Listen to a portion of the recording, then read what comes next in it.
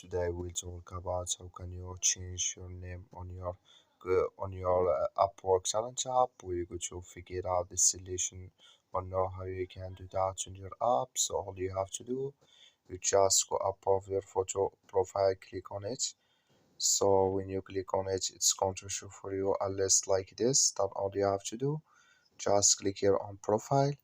So then you come to this list here. Then all you have to do, just switch into open video here.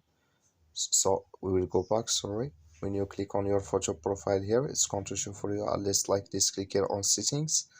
So then you come to this list here. Then you click here on contact info here. So then you come to this list. Then all you have to do, you just switch into open video here. So then you click here on this sign here on account.